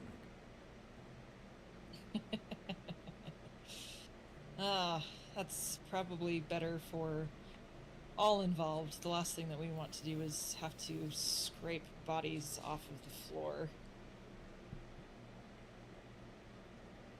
Well, I wouldn't underestimate him, but either way, he's gone now. It's good to know. We will see if there's an open slot for the space that he was signed up for.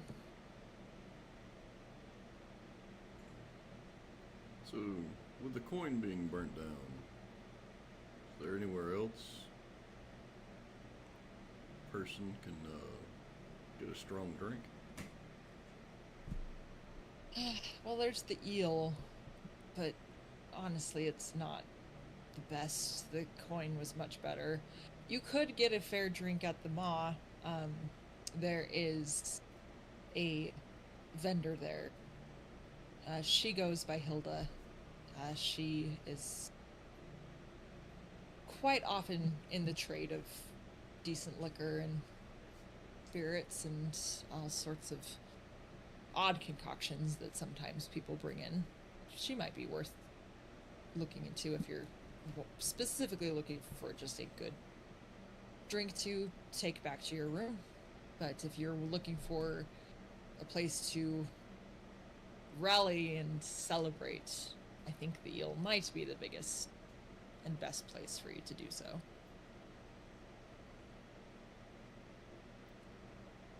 time do these fights start? It's sundown. Then I will see you in the mall at sundown. Looking forward to it. And Volish kind of tips his head to you. So I'll just get up and start making my way down towards the eel.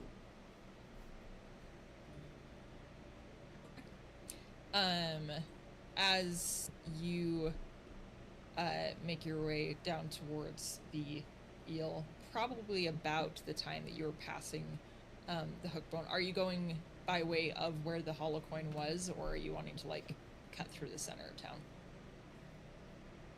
We'll go by down where the hollow coin was, just so I can Okay. See the aftermath. Yeah, for sure. As you walk through the town to be able to get to the towards the hollow coin, you hear a psst off to the side in an alley. I mean, we gotta look. Yeah. You see a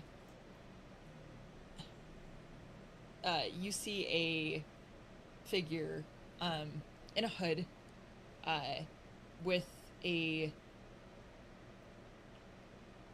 snout, kind of soft and black fur on the face, a little bit similar to the face that Ruby has, but it's a little bit kind of softer and rounder. But it like has like this permanent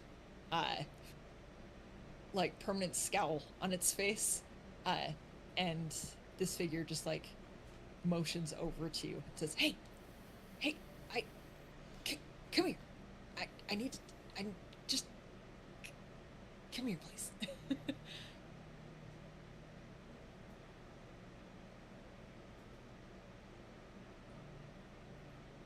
Alright. I'll walk over to it. You Punt him. yeah. The closer that you get, the more you realize that this figure was standing on a box behind it, like on a crate and everything, to like get some height on them. And you see a black furred with like spots of white on his like chin. This rabbit folk is looking at you with a garb of black with whites mixed with a couple of like specks of gold as well. And you see also in the alley are two other figures with very similar garbs on them as well. One of them you see to be what looks like a human, tan skin, lots of cuts across his face, but looks like very much so like what you saw with Kniff, just like several daggers like across his person. And you also see a tiefling. She has fairly blue skin, almost more on like the kind of teal side of things. Black horns that just kind of go like straight up past her head. A like shock of white on the first chunk of her hair, and then the rest of her hair is just like black. And all of them are wearing similar garb.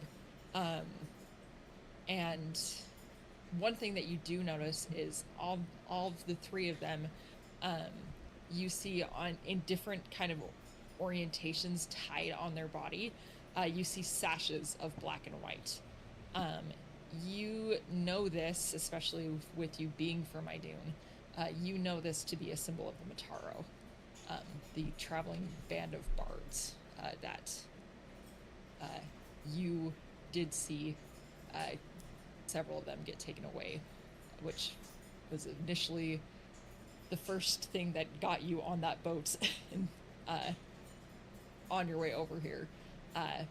the three of them kind of look at you expectedly, but like there's definitely like a sense of relief across their faces. You like actually came over here without too much trouble.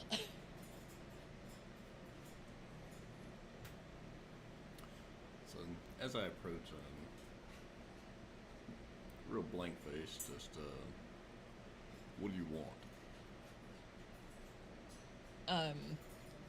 The rabbit folk looks over at the human and goes, how many words do I get before I punch him? And the human, I heard you that, just see, right? oh, for sure. And you see the human just like roll his eyes and goes, Biggs, not now. Just hang on. I'm gonna pick my hammer up and just kind of like sit it square on my shoulder. And you see this rabbit folk, his eyes get huge and this smile just like builds across his face, and he goes and starts to kind of like tap his foot, almost like just a little bit excited, and is just like, oh please, oh please, oh please, oh please. And you see the human just kind of like reach forward to grab at this rabbit called Biggs, and the human pulls him back and like kind of like forces him to stand next to him instead. And the human goes, my apologies, this is Biggs. He's very good at his job, which is to hit things, and my job is to hit things as well, mostly him. So out of character, real quick, is this guy's name Yeah. Wedge? No, it's not. All right, I'll explain that reference later. For sure. The human looks back to the tiefling and goes, listen, we know what happened to you last night, and actually, and he kind of looks over at the tiefling and goes, I'm sorry, I tried. Do you wanna give him the rundown? You did great, darling. And she'll step forward and just go, sorry, we didn't mean to be rude, or we just, we need to have a conversation with you. About what? We kind of, our job is to kind of notice the things that are going around. And we've seen you guys going around, and we might have, similar enemies, so to say.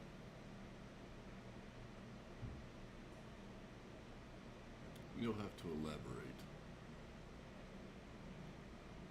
Well, is there a place that we could talk that would be more private?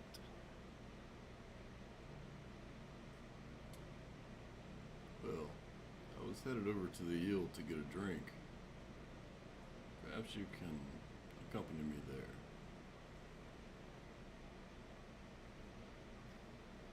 Oh, unfortunately, the ears there, even with them being rowdy, I don't want people overhearing what we need to discuss. By any chance, where's Seely? Where's who?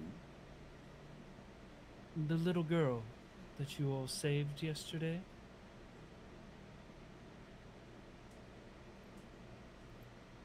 Did I miss something? Did we save a little girl yesterday? You did. This is the downside of D&D, where 24 hours in game takes 3 weeks in real life time. Yeah. The girl that you guys had rescued from Kniff and the temple, Oh, the girl in the you- box. Yep, the box girl. You had taken her back to your ship. Oh, I was about to say, what the hell did we it's do with where- her? Yeah. We put her back in the box. I realized actually, like, as I was preparing for the session, I was just like, we were dealing so quickly with Arista that no one said where she was going, but eventually you guys all made it back to the ship, so I'm going to say that's where she is. Do we know her name? You don't. You did not. You have not Oh, fuck. talked to her yet. Helpful. I'll just so seeing the little blank face Yeah.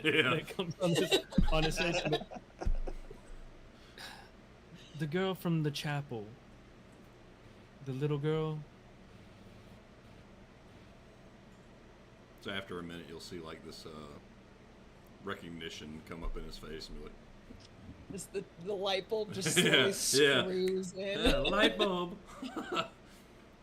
You see her out of nowhere start to look a little bit more worried about contacting these guys. Biggs leans over to you and goes, I guess I don't need to punch him, do I? Please don't punch him. Also, he's gonna punch back. I was kind of hoping for that. Anywho, continue. Do you mean the girl we found in the chest? The one being held in the chapel? Yes, Seeley is her name. We were, she's one of the ones that we were looking for. And we were planning on heading that way and happened to see a little bit of what happened there. But you had it handled, so we just kind of stayed back. Where are you looking for her? Oh, I'm so sorry. She's one of ours. She's part of the Mataro.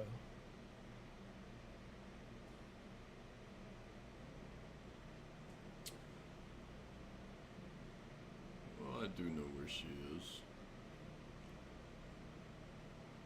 But I'm concerned. What enemies do you speak of? That would be probably all the people on this island.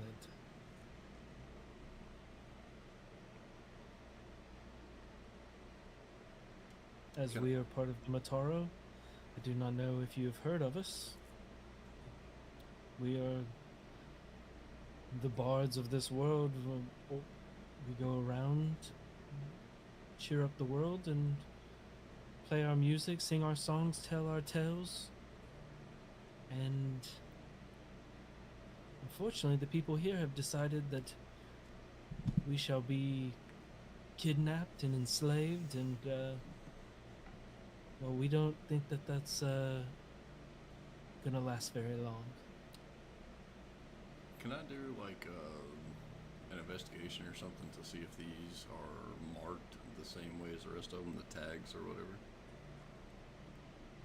Yeah, I would say either perception or investigation.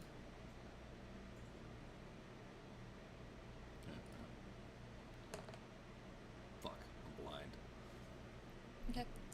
With their hoods, it's really kind of hard to see, like, if there is, like, a tag or something on their person at the moment. The biggest thing that stands out to you is the sashes that are just kind of, like, on their person.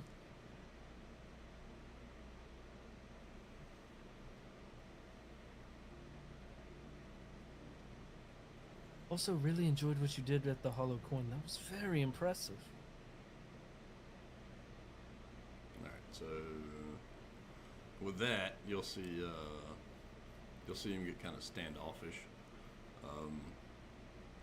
kind of hesitant, more or less, considering we thought we killed every damn body.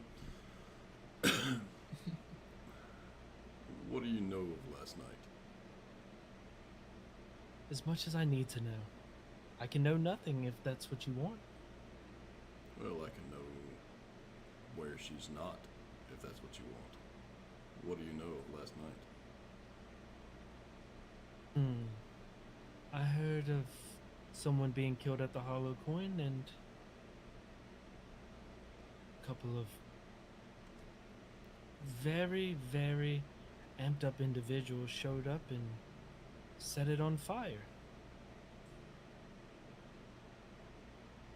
And They're do you, very strong, very strong. I wouldn't want to really deal with them if I didn't have to. do you know who these individuals are? Oh, I've got an idea. The human kind of like peels back his head a little bit, and like you just see kind of this like just toss of dark hair, and he goes, listen, friend, we know at least you were, because we saw you at Sealy. So figure if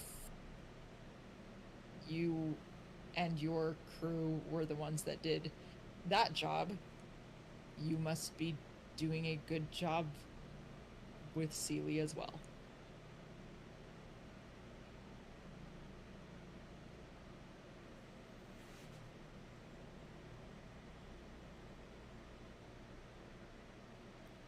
Listen, the reason I want to talk to you is that, as you can see, this island is very dangerous. We're in need of strong allies. We're capable, yes, but we could use assistance here. We're willing to offer assistance. What kind of assistance are you offering? And what kind are you expecting? Well, there must be a reason you all are here. We're willing to help you with what it is you're doing. And what we're trying to do is get our people off this island.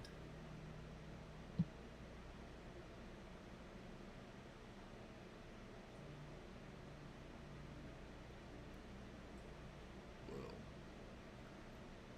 I hear there's an individual in the mall who sells some pretty strong liquor. What do you say we swing by there and get a drink, and then perhaps I'll show you to the person you seek. Okay, that sounds like a plan.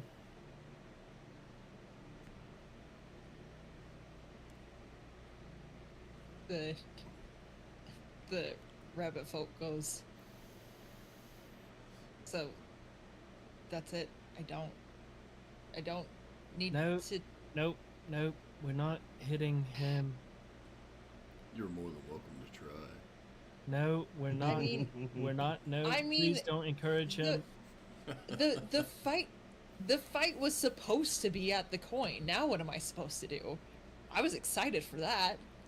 Fights at the Well, mall. they- Do you Wait, care to join? Is it? As big of eyes as you saw when Biggs first started talking, Biggs goes, really? So there's a chance. I still could just, and like he starts kind of like punching the air, and you see the human, and the human goes, okay, listen, before we go much longer, this is Biggs. Biggs is our bodyguard. At least that's his job within the Mataro. I'm Kovac, and he kind of like extends it to you, and he goes, I'm first-rate knife thrower, and he says with just so much confidence.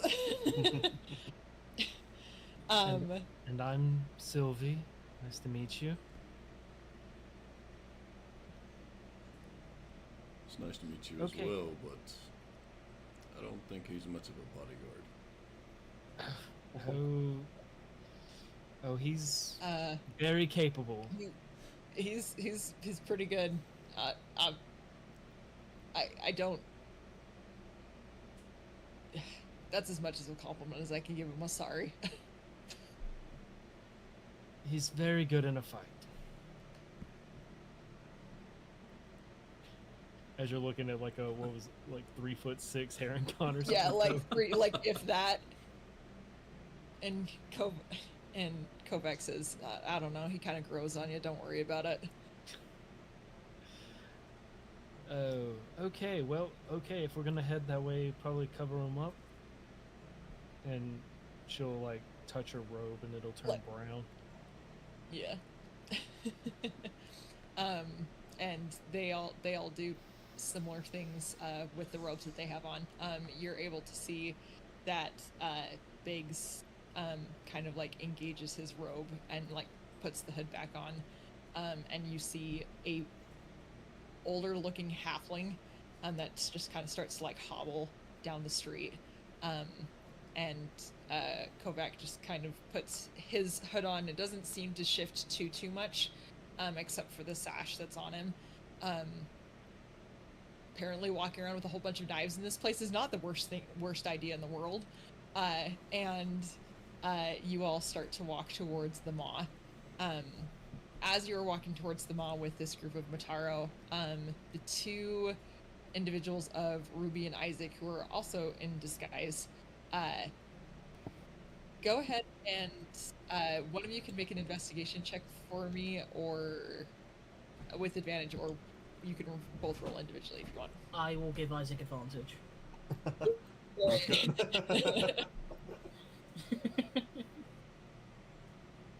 Double that ones, just watch. Yeah, let's go. Never mind. Hey, without the advantage, it would have been pretty rough. Hey. I can't remember the last time you didn't roll above an 18 on an investigation something. Rather, so yeah, but between the time that you all had like chatted and got disguised, and especially just because your disguise took a little bit longer physically to do, Isaac, you are all able to make your way past the Triangle Trade Post and first kind of start off at the maw. Same thing that Ball would have seen. There are posters everywhere, like just slapped all over the place. So the fights have been moved to the maw, and you can see like that someone like has gone through some of them and just written tonight on them. That's all that they say. Seems like these were printed very quickly and reeling from whatever problems they had to deal with. And as you both are kind of inspecting in the mod, trying to keep an eye out for Ball, you see Ball and three individuals at a vendor of a woman who is handing over a very nice bottle of some kind of spirit. We're just gonna turn to Isaac, just like, the fuck is he doing? You've been replaced. I'm just kidding. Is it just me and Isaac now? No. I'm with this crew now. I don't know, but let's see what the hell's going on. We just introduce ourselves or just follow? I don't think Ball would be too happy if he found out we were stalking him. Alright, let's go just speak then, I guess. Should I keep the accent on because it's Ball, he knows it's me? Should I not? Wait. Yeah, fuck it, let's go. Okay. We both. Ball, the vendor named Hilda, she asks for 15 gold for the bottle that you bought. Yeah, damn. All right. It is a very nice vintage of a very deep red that is originally from Tyr, most likely in the definitely from the Woodhurst area of Tyr. there's a lot of very intricate vineyards and of the like there. Yeah, I'll just pay it. And yeah, and Sylvie and Ball, as the two of you with your two other Mataro companions are waiting to buy this drink, two figures approach behind. One seems to be a human boy, blonde hair, seems to be not a little bit older than cabin boy age, but like definitely probably a little bit cleaner than a lot of the people here are. And then a human gentleman behind him seems to be almost standing in a matter of a bodyguard for this younger gentleman. Ruby's gonna do something very funny. He's gonna introduce. He's gonna like come up and introduce himself. Just like, I'm sorry, we're looking for the right. Ah, fuck! No, I'm just kidding. It's me. Hi, it's Ruby. The two Mataro just blink heavily and go, "Who?" Ruby looks the ball with pleading eyes. We're all just with our head tilted looking at you. Just like all attention goes to Ball of just and I'm sorry. What did you say your name was again? Ruby Libertas, it's me. Well, we're in disguise because we didn't know if it's safe to go around. Seems to be pretty safe so far. What are you guys doing away from the ship? Looking for you? We didn't quite know what steps to next take, and we wanted a group consensus. Because leaving decisions up to me and Isaac is bound to go wrong. Well, that'll have to be a conversation for another time. Let me introduce you to these people here. And, you know, make bullshit introductions for everybody. yeah. If you go to mention Mataro, the halfling is gonna like kick at you. And says, "Oh, son, could you please take us to your ship? We were looking forward to a tour." You want to see the catfish? Oh, of course. Oh, is your ship called the Catfish? That's... Yes. And then looking at you and go, that's very funny. You see, I am actually at a backseat. Oh, that's even better. Just pull out a little notebook and write down a tabaxi that is a captain of a ship called the Catfish. Oh, that's going to be a very funny tale. As the group of you with alcohol in hand start making your way back towards the Catfish, that is where we're going to pick up next time. Sweet. Ooh, beautiful. Like Oh, how you the didn't time flew by so quick. I know. I did not even realize we were like kind of later than what we usually are. I was like, oh my gosh, Yeah. it just started. I know. I was looking at the time. I was just like, wow. Okay, cool. That 2 hours just poof. Okay. But yeah, thanks everybody. We are going to pick up here in 2 weeks. I unfortunately have to be traveling next week for work, and so Good luck. we will be just having I'm glad we're starting on a happy note next time that we play. Maybe I not. told you we would get there. Yeah, who knows? It's like a threat. We'll be starting on a Go. 20-minute recap because everybody's going to Yeah. forget. I've played a game Yep. with Vince. We would not win that fight. Biggs is scary. Biggs is absolutely terrifying. But yeah, thanks again, everybody. It was great having you for this session, and hope you all have a wonderful